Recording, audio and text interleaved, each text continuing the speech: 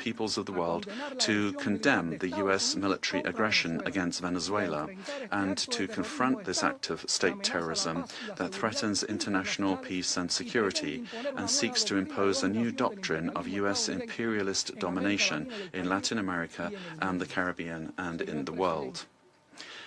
Mr. President, the recent statements about imperialist plans to steer Venezuela toward a supposed safe, appropriate and prudent transition are totally unacceptable. In the U.S. vision of domination, this means imposing a puppet government functional to its predatory goals, particularly unrestricted access to and plundering of natural resources that, by right, belong to the Venezuelan people. Determining the destiny of Venezuela is an exclusive right of its people, without external interference.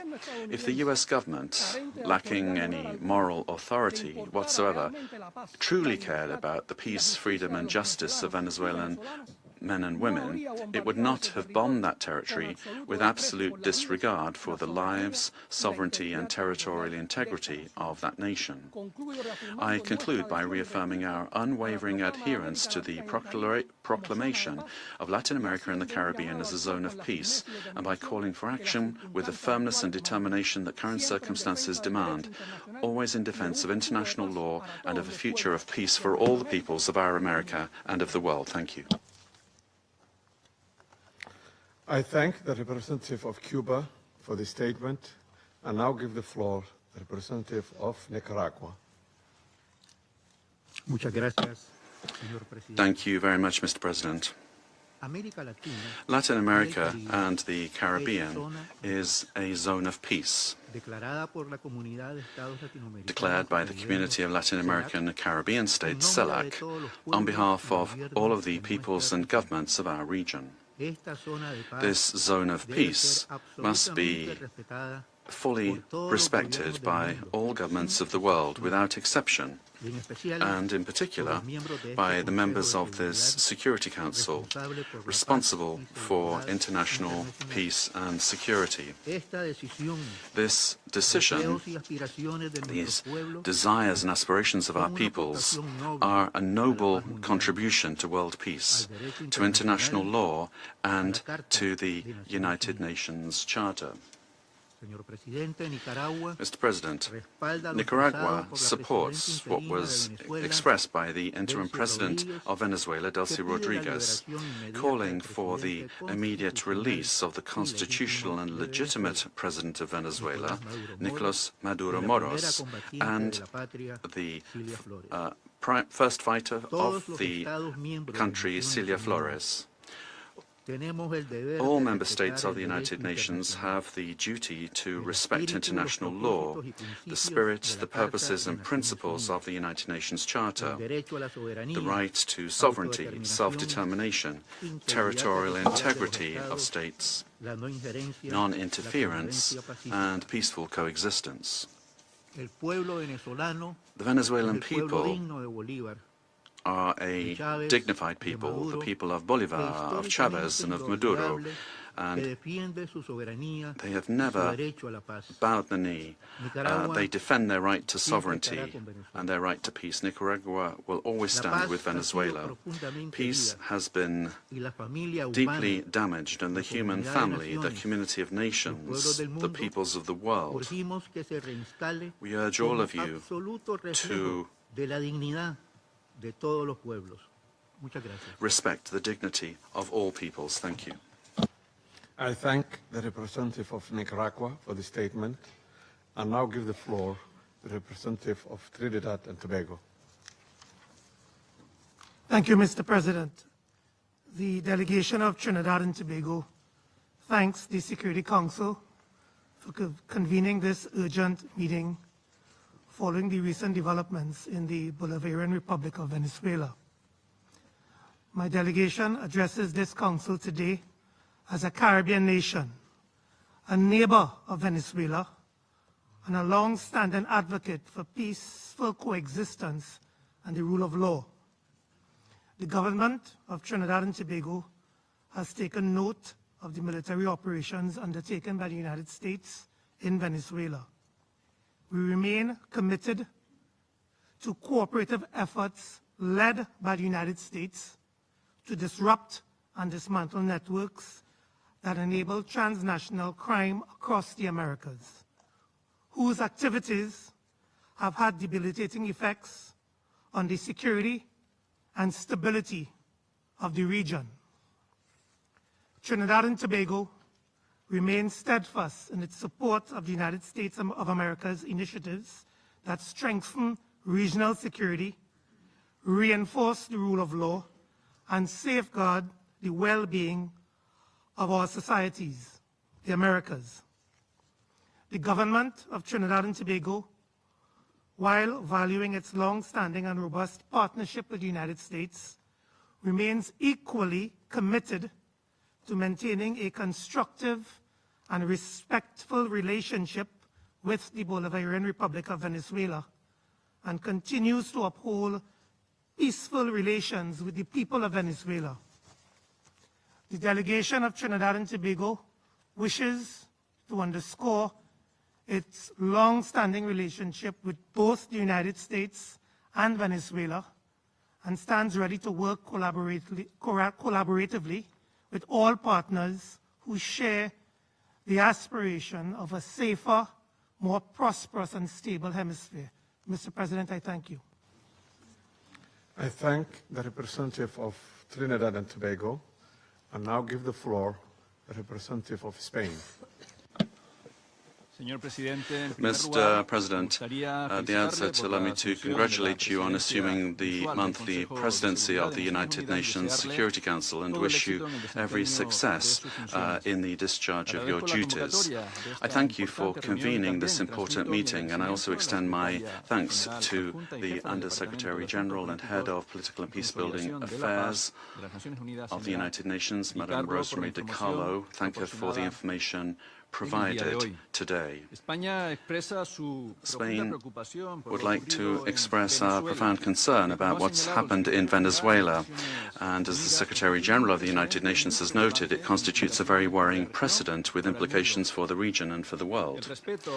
Respect for the principles of the Charter of the United Nations, particularly the sovereignty and territorial integrity of states and the prohibition of the use or the threat of use of force, is indispensable to ensure international coexistence.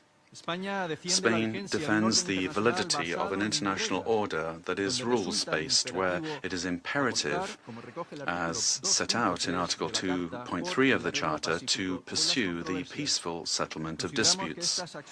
We consider that these actions constitute a very troubling precedent for regional peace and security, and we recall that the natural resources of the country are part of its sovereignty. We share the view that the fight against organized crime in the region is a priority, but that fight can only be waged through international cooperation.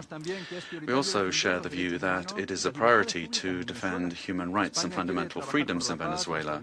Spain seeks to work for peace, stability, democracy, progress, and social justice, and that cannot be imposed by force.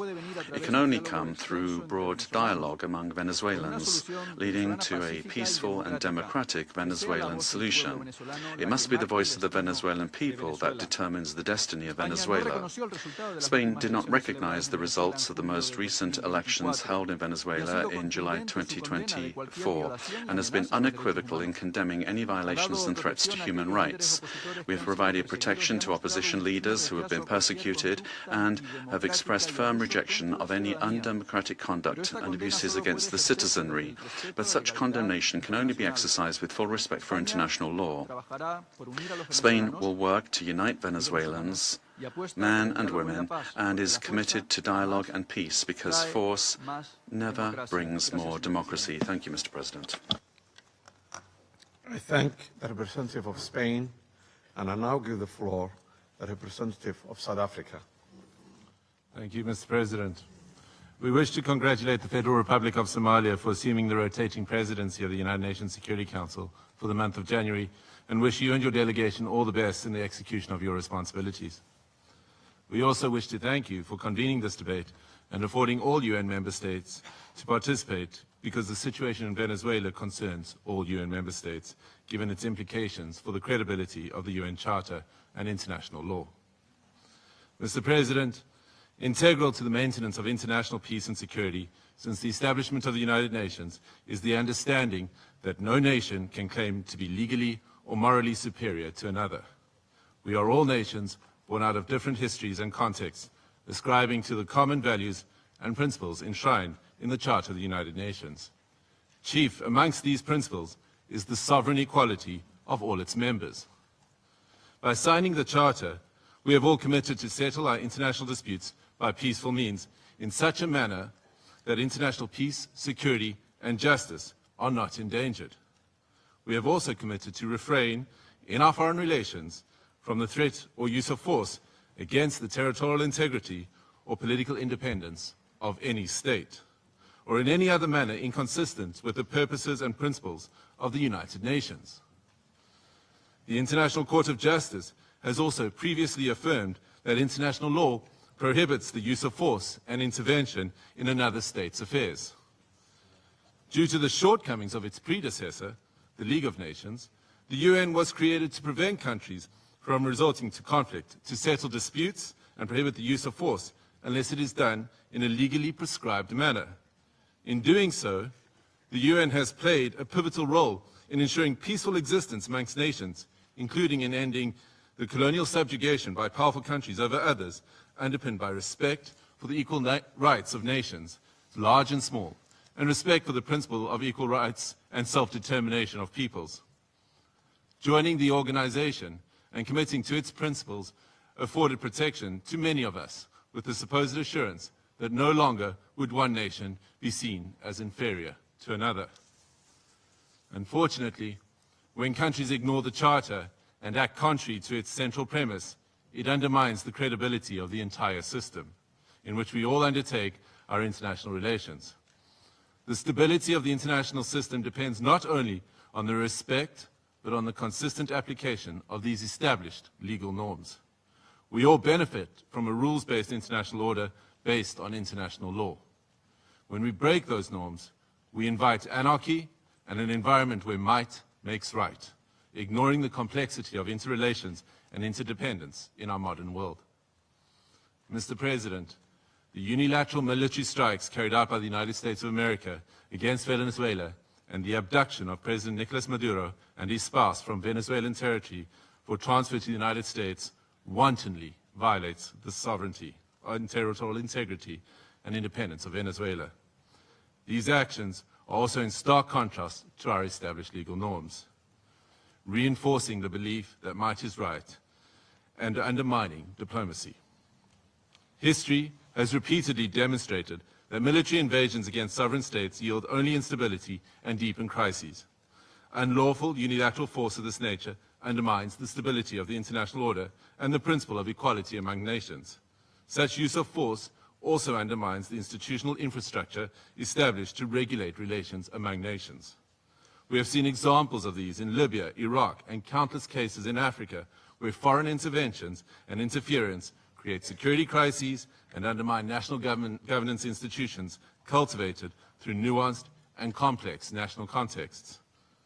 South Africa stresses that allegations of internal governance challenges, human rights concerns, or acts of criminality by a head of state cannot justify a breach of the Charter's prohibition on the use of force, particularly Article 2.4 of the Charter.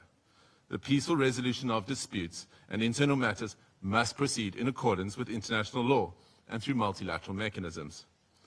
Additionally, under international law, a state has exclusive jurisdiction over persons and conduct within its own territory.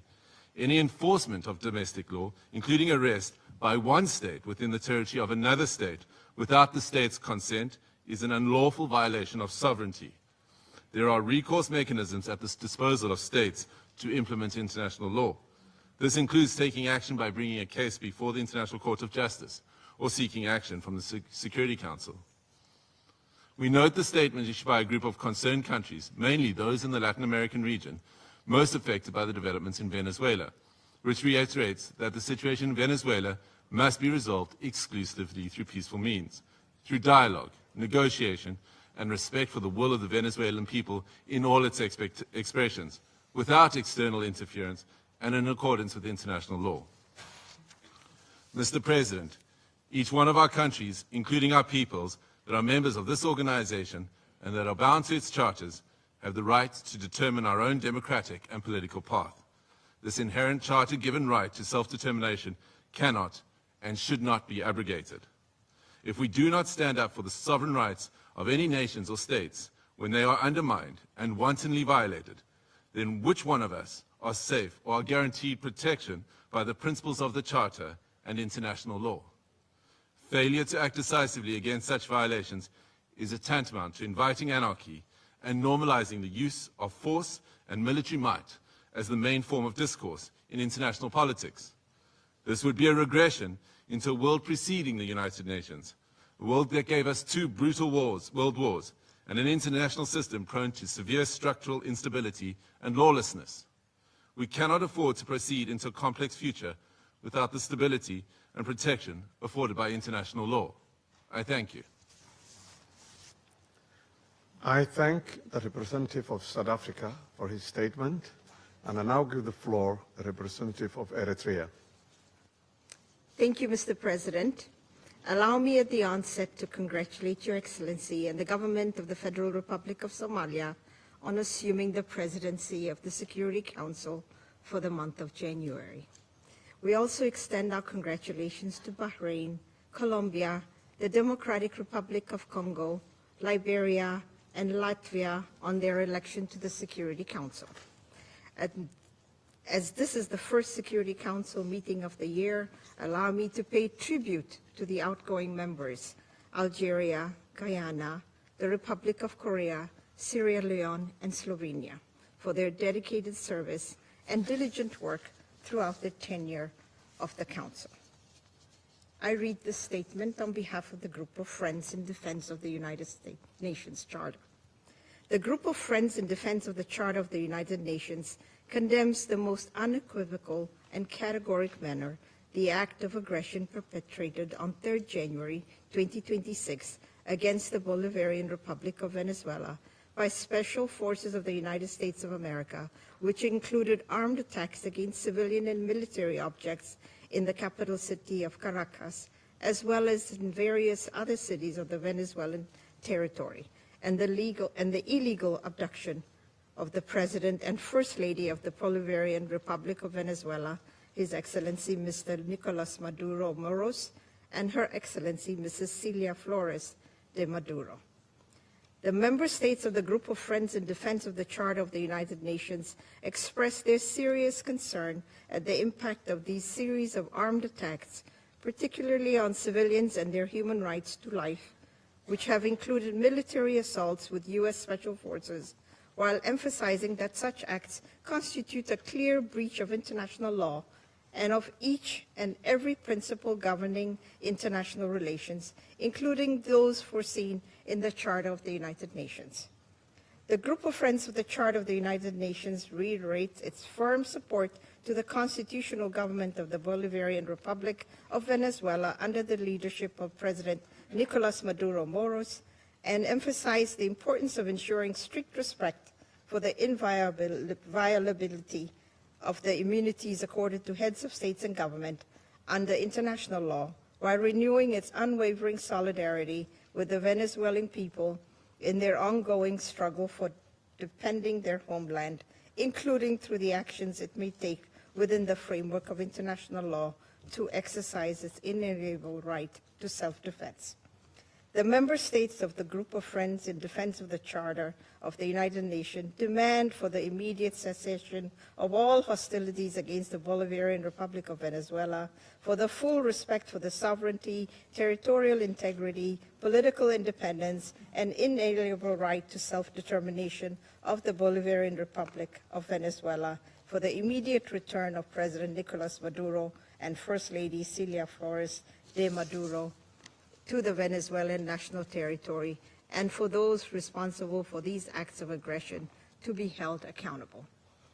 The Group of Friends of the Charter of the United Nations firmly reject the remarks delivered by the President of the United States of America during the afternoon of 3rd January 2026, in which he not only threatened with additional airstrikes against the Venezuelan territory, but also claimed to resolve to occupy and govern the Bolivarian Republic of Venezuela, and to exploit the natural resources and administer the wealth of that sisterly nation in what can only be described as the confession of a clear plan of annexation that foresees, among others, the complete obliteration of the inalienable rights of the Venezuelan people, as well as the fundamental rights of the Venezuelan state as a whole. The member states of the Group of Friends of the Defense of the Charter of the United Nations call on all relevant international bodies, including the Security Council and the General Assembly of the United Nations, to swiftly mobilize in order to uphold the purposes and principles enshrined in the Charter of the United Nations, and to urgently take appropriate measures to avoid further escalation of the situation on the ground, particularly additional acts of aggression against the sovereignty and territorial integrity of the Bolivarian Republic of Venezuela, and preserve both regional and international peace and security. I thank you. I thank the representative of Eritrea for her statement, and I now give the floor to the representative of Islamic Republic of Iran. Thank you. In the name of God, the Compassionate and Merciful, thank you, Mr. President, for convening this emergency and important meeting. We acknowledge the presence of the Undersecretary General Misticolo at this meeting and extend our appreciation to Professor Jeffrey Sachs for his informative and insightful briefing. At the outset, I would like to extend my warm congratulations to Somalia on its assumption of the presidency of the Security Council for this month. I also wish to warmly congratulate the newly elected members of the Council, Bahrain, Colombia, Republic of Congo, Latvia, and Liberia on their election. Mr. President, the Islamic Republic of Iran would like to associate itself with the statement delivered by Eritrea on behalf of the Group of Friends in Defense of the Charter of the United Nations, and wishes to make the following remarks in its national capacity. First, the Islamic Republic of Iran condemns in the strongest possible terms the military attack carried out by the United States of America against the Bolivarian Republic of Venezuela. This illegal act constitutes a state terrorism, a manifest violation of Charter of the United Nations, particularly Article 2, Section 4 and Section 7, and peremptory norms of the international law, and amounts to an internationally wrongful act and a full-fledged act of aggression. Such military aggression against an independent member state of the United Nations establishes a serious breach of regional and international peace and security, with far-reaching consequences for the international system as a whole. Second, the abduction of democratically elected President and the First Lady of the Bolivarian Republic of Venezuela by the United States constitute a flagrant violation of customary international law, including the principles of the inviolability of the immunities accorded to the heads of a state and government under international law, and represent a grave assault on the sovereign equality of states. The Islamic Republic of Iran recalls Venezuela's inherent right to self-defense and underscores the legal responsibility of the United Nations, in particular the Security Council, to take immediate measures to halt this unlawful aggression and to ensure accountability for all those responsible. Iran also reaffirms its full support for the people and legitimately elected government of the Bolivarian Republic of Venezuela. Third, the United States is openly seeking to substitute its domestic law for international law and the Charter of the United Nations. This represents a serious warning to the international community and to all member states. Such unlawful conduct strikes at the very foundations of the Charter-based international legal order and establishes a dangerous precedent that must be categorically and unequivocally rejected.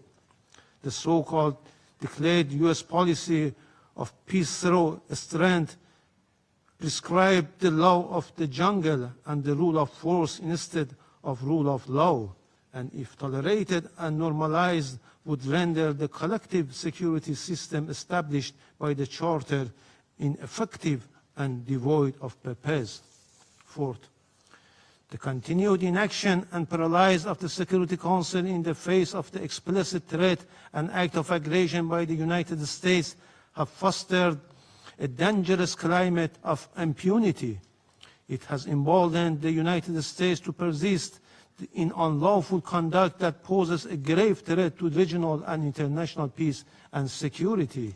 In recent days, the President of the United States had repeatedly issued public threat of the use of force against the Islamic Republic of Iran in manifest violation of Article 2 of the Charter of the United Nations.